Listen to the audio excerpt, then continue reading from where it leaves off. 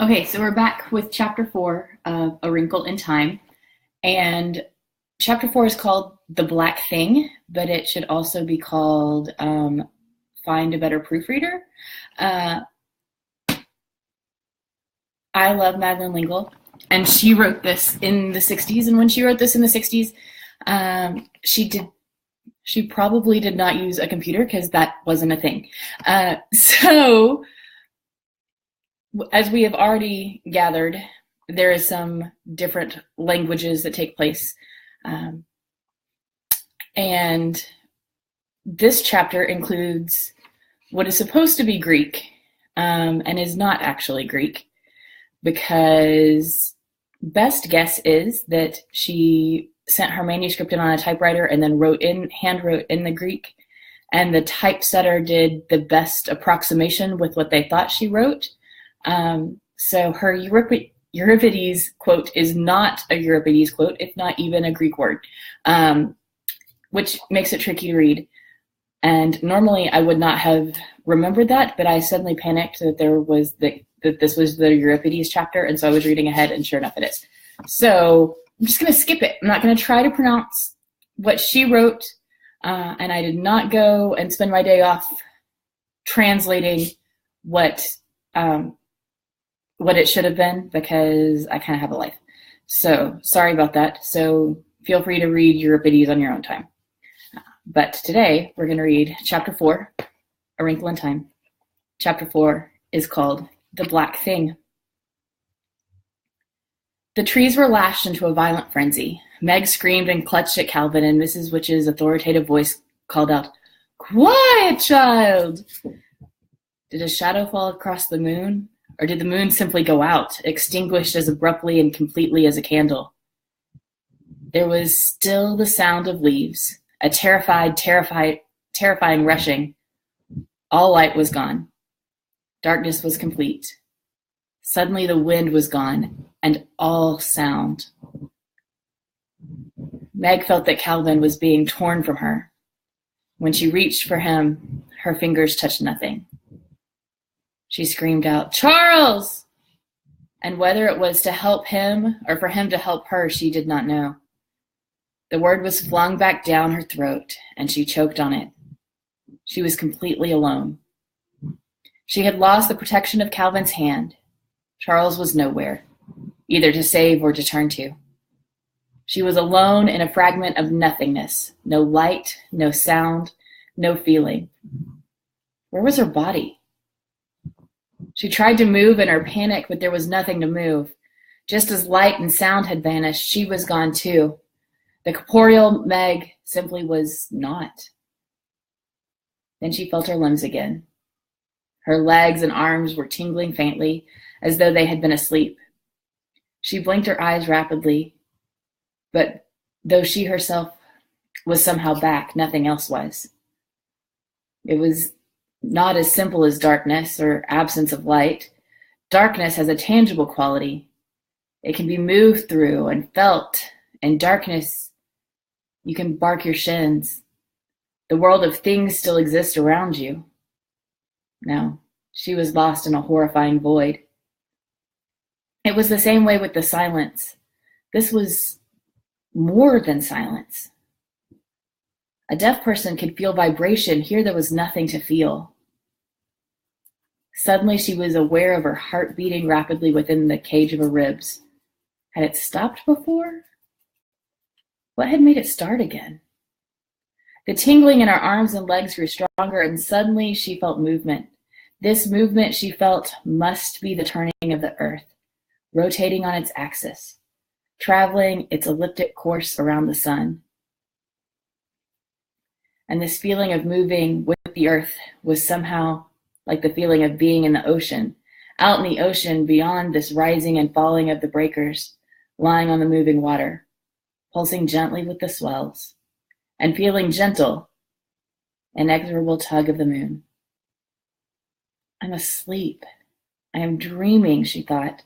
I'm having a nightmare, and I want to wake up. Let me wake up. Well, Charles Wallace's voice said, that was quite a trip. I do think you might have warned us. Light began to pulse and quiver. Meg blinked and shoved shakily at her glasses, and there was Charles Wallace, standing indignantly in front of her, his hands on his hips. "Meg!" he shouted. "Calvin, where are you?" She saw Charles. She heard him, but she could not go to him. She could not shove through the strange, trembling light to meet him. Calvin's voice came as though it was pushing through a cloud. "Well, just give me time, will you? I'm older than you are." Meg gasped. It wasn't that Calvin wasn't there, and then that he was. It wasn't that part of him came out first and then the rest of him followed, like a hand and then an arm and an eye and then a nose. It was a sort of shimmering, a looking at Calvin through water, through smoke, through fire, and then there he was, solid and reassuring. "Meg!" Charles Wallace's voice came. "Meg! Calvin, where's Meg?" "I'm right here," she tried to say, but her voice seemed to be caught in its source. "Meg!" Calvin cried, and he turned around, looking wildly. "Mrs. Witch, you haven't left Meg behind, have you?" Charles Wallace shouted. "If you've hurt Meg, any of you," Calvin started, but suddenly Meg felt a violent push and a shattering, as though she had been thrust through a wall of glass. "Oh, there you are," Charles Wallace said, and rushed over to her and hugged her. "But where am I?" Meg asked breathlessly, relieved to hear that her voice was now coming out of her in more or less a normal way. She looked around rather wildly. They were standing in a sunlit field, and the air about them was moving with the delicious fragrance that comes only from the rarest spring days, when the sun's touch is gentle and the apple blossoms are just beginning to unfold. She pushed her glasses up on her nose to reassure herself that what she was seeing was real.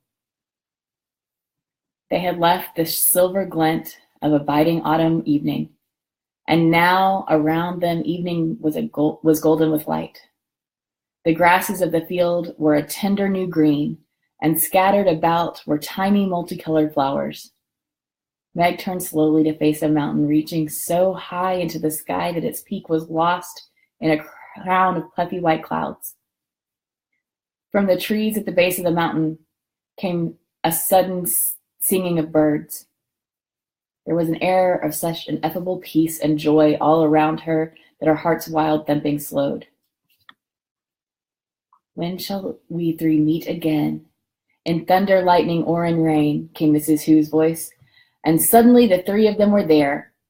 Mrs. Whatsit with her pink stole askew, Mrs. Who with her spectacles gleaming, and Mrs. Witch with a little more than a shimmer. Delicate multicolored butterflies were fluttering about them, as though in greeting. Mrs. Whatsit and Mrs. Who began to giggle, and they giggled until it seemed that, whatever their private joke was, they would fall down with the wild fun of it. The shimmer seemed to be laughing too. It became vaguely darker and more solid, and then there appeared a figure in a black robe and a black peaked hat, beady eyes and a beaked nose and long gray hair. One bony claw clutched a broomstick.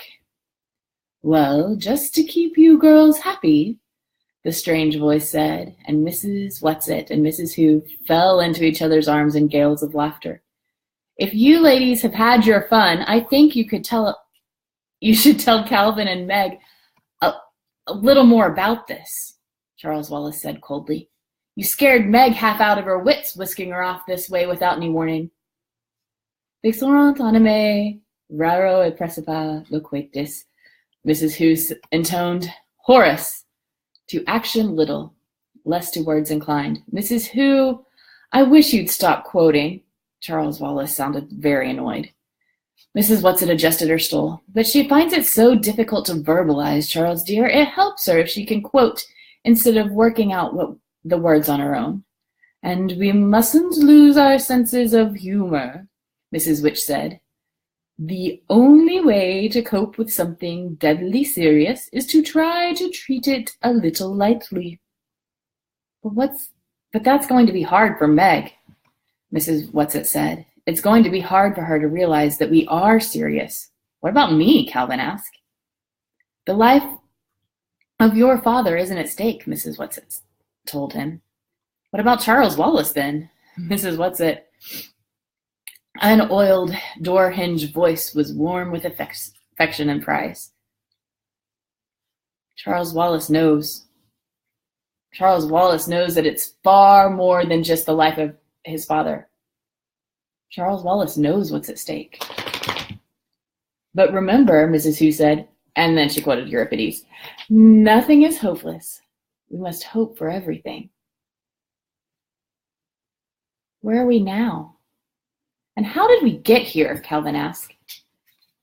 Uriel, the third planet of the star Malik in the spiral nebula Messier 101. This I'm supposed to believe? Calvin asked indignantly. As you like, Mrs. Witch said coldly.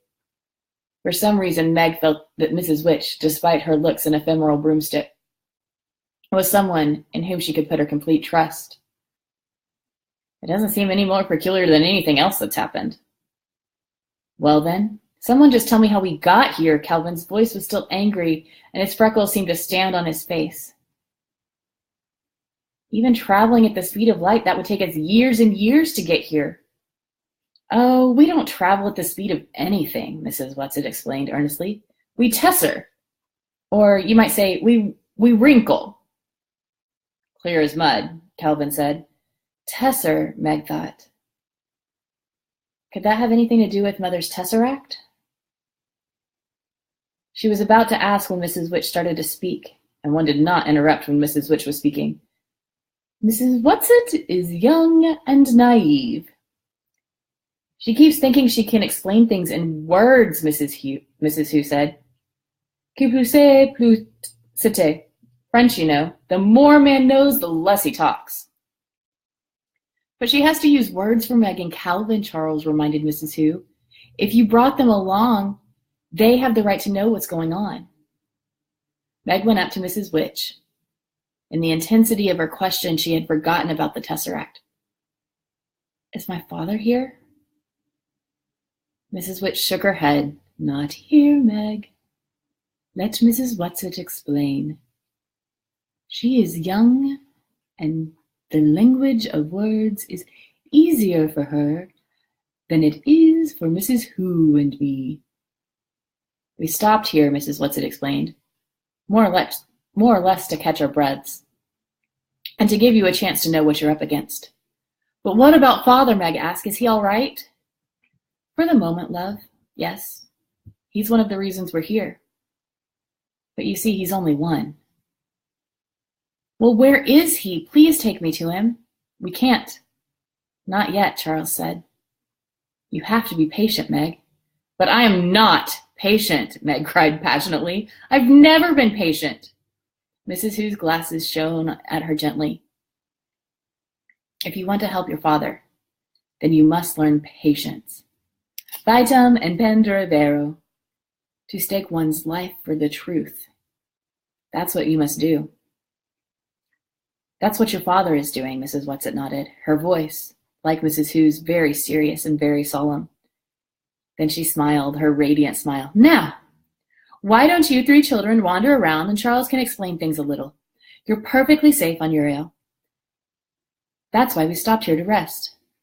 But aren't you coming with us? Meg asked fearfully. There was a silence in a moment. And Mrs. Witch raised her authoritative hand. Show them, she said to Mrs. Whatsit. And at something in her voice, Meg felt prickles of apprehension. Now? Mrs. Whatsit asked, her creaky voice raising to speak. Whatever it was that Mrs. Witch wanted them to see, it was something that made Mrs. Whatsit very uncomfortable too. Now, Mrs. Witch said, they may as well know. Should I change? Mrs. Whatsit asked. Better. I hope it won't upset the children too much, Mrs. Whatsit murmured, as though to herself. Should I change too? Mrs. Who asked. Oh, but I've had fun in these clothes. But I'll have to admit Mrs. Whatsit is the best at it. Das Werk lobt ein Meister. German. The work proves the craftsman. Shall I transform now too? Mrs. Witt shook her head. Not yet. Not here. You may wait. Now, don't be frightened, loved, Mrs. Whatsit said. Her plump little body began to shimmer, to quiver, to shift. The wild colors of her clothes became muted, whitened. The pudding bag shape stretched, lengthened, and merged. And suddenly, before the children, was a creature more beautiful than any Meg had even imagined, and the beauty lay in far more than the outward description. Outwardly, Mrs. Whatsit was surely no longer Mrs. Whatsit. She was a marble-white body with powerful flanks, something like a horse, but at the same time completely unlike a horse. For from the magnificently modeled back sprang a nobly formed torso, arms, and a head resembling a man's, but a man with a perfection of dignity and virtue, an exultation of joy such that Meg had never seen before. No, she thought, that's not like a Greek centaur, not in the least. From the shoulders, slowly a pair of wings unfolded, wings made of rainbows of light upon water of poetry. Calvin fell to his knees. No, Mrs. Whatsit said, though her voice was not Mrs. Whatsit's voice. Not to me, Calvin. Never to me. Stand up. Carry them, Mrs. Whatsit commanded.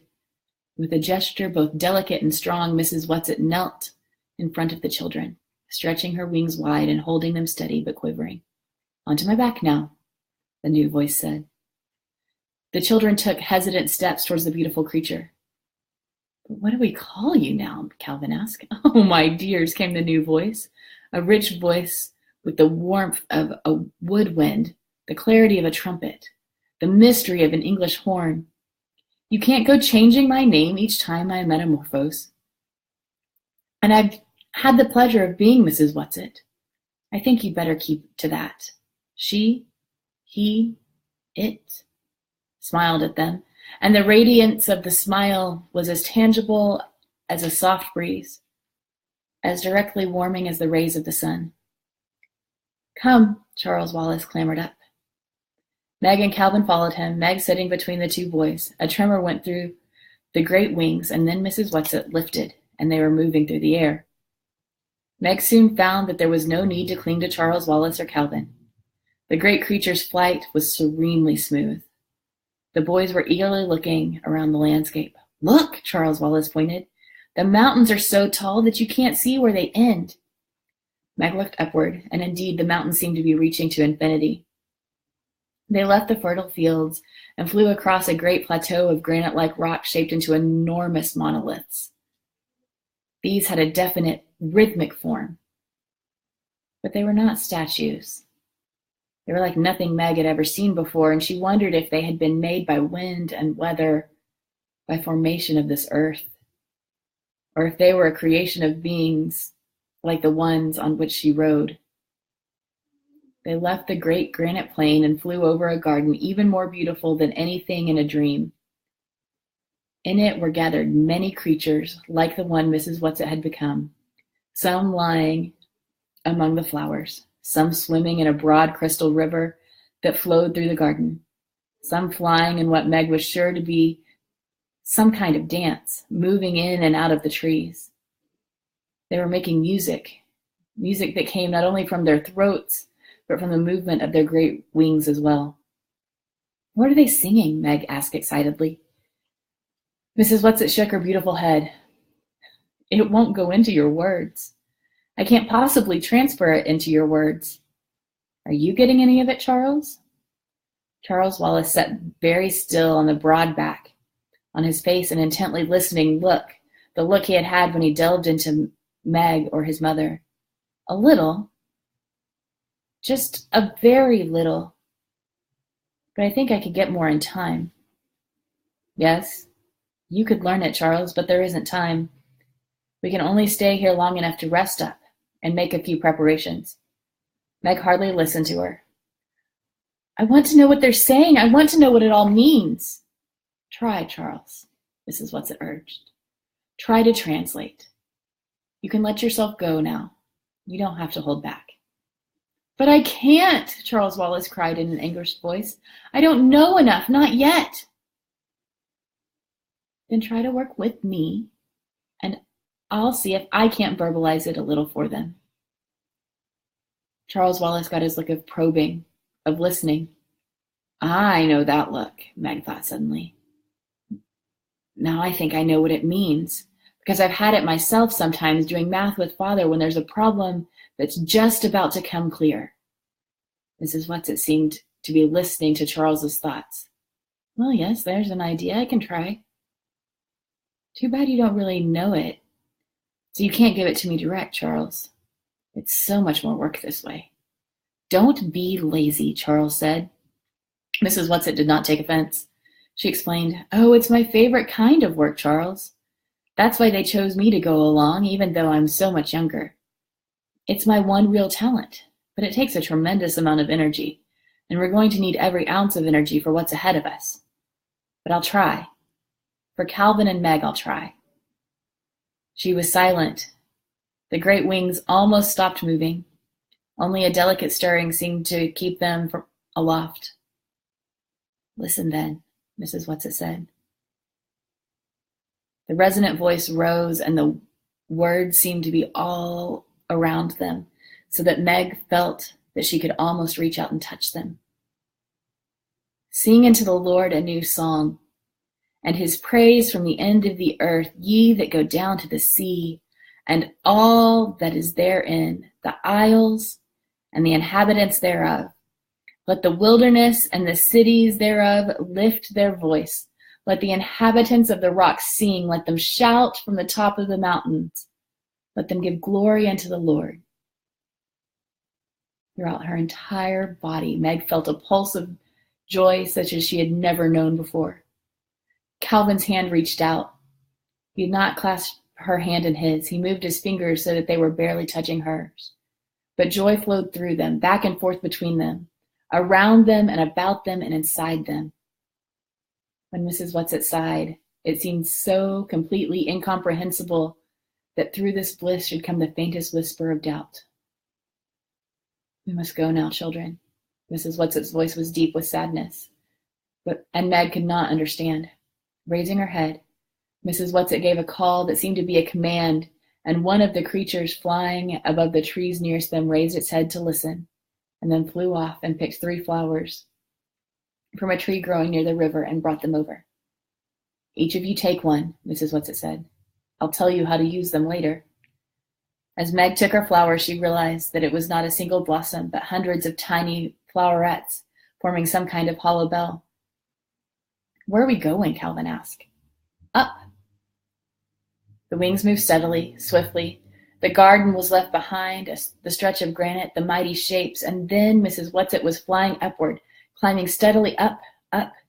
Below them, the trees of the mountain dwindled, became sparse, were replaced by bushes, and then small dry grass, and then vegetation ceased entirely.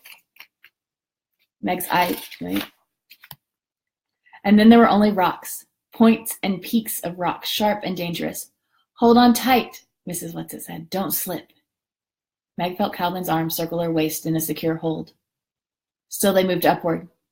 Now they were in the clouds, and there was nothing but drifting whiteness, and moisture clung to them and condensed in icy droplets. As Meg shivered, Calvin's grip tightened. In front of her, Charles Wallace sat quietly. Once he turned just long enough to give her a swift glance of tenderness and concern. But Meg felt as each moment passed that he was growing farther and farther away, that he was becoming less and less her adored baby brother, and more one with whatever kind of being Mrs. Whatsit, Mrs. Who, and Mrs. Which actually were.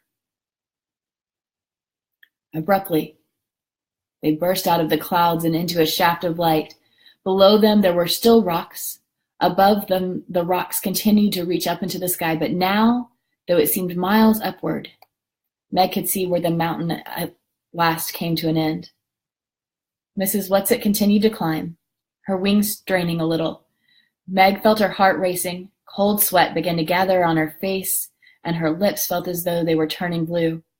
She began to gasp. All right, children, use your flowers now. The atmosphere will continue to get thinner from here on. Hold those flowers to your face and breathe them in, and they will give you enough oxygen. It won't be as much as you're used to, but it will be enough.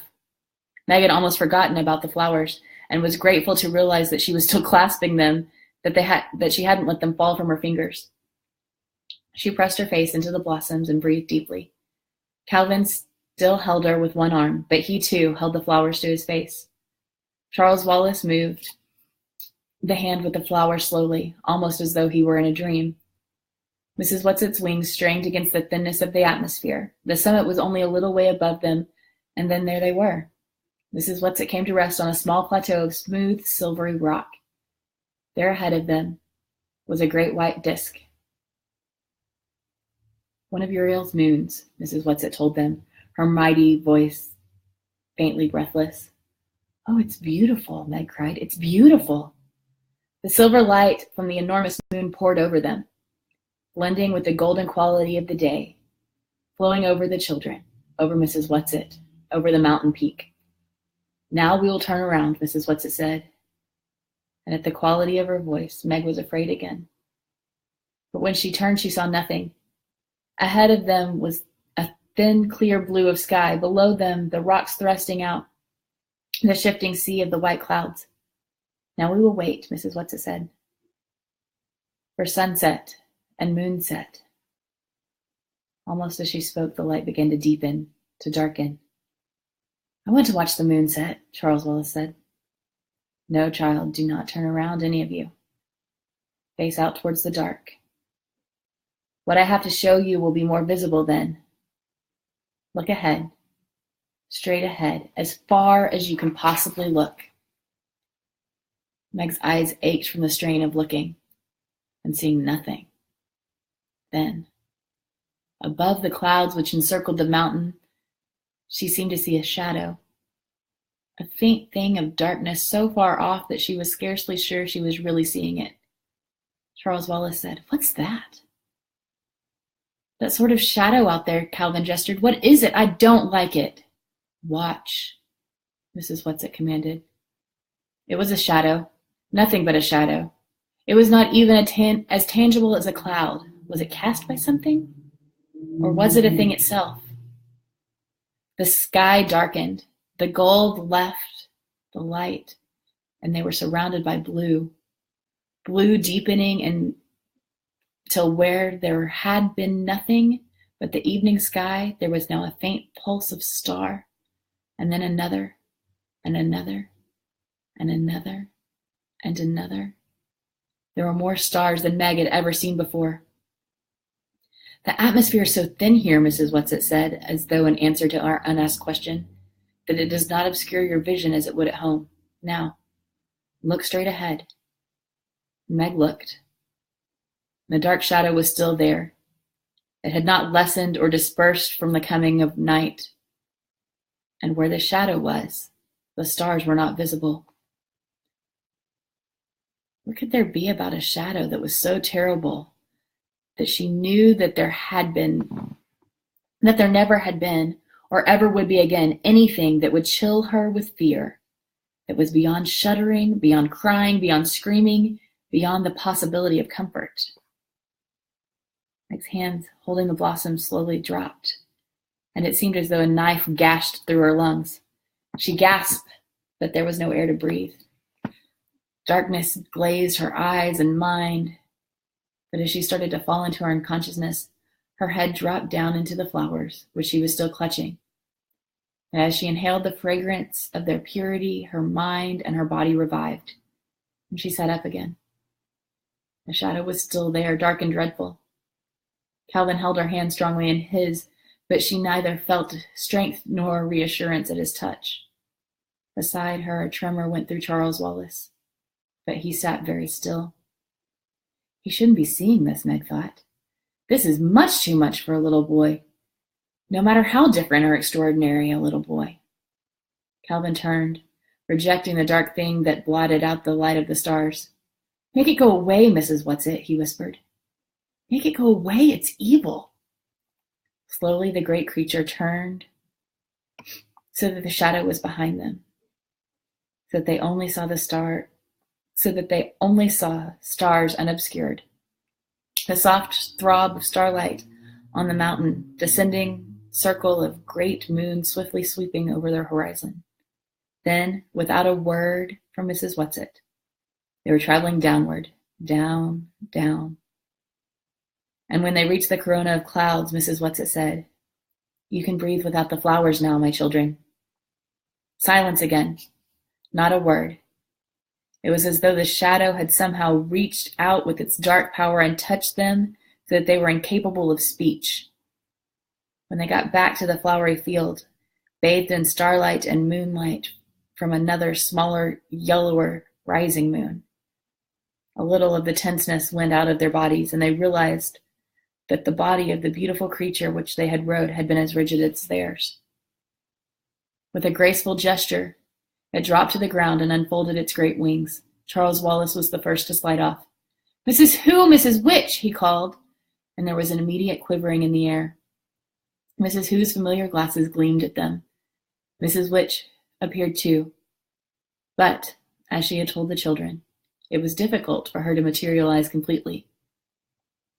And though there was the robe and the peaked hat, they could look through them to the mountains and the stars. She slid off Mrs. Whatsit's back and walked, rather unsteadily after the long lie, to Mrs. Which.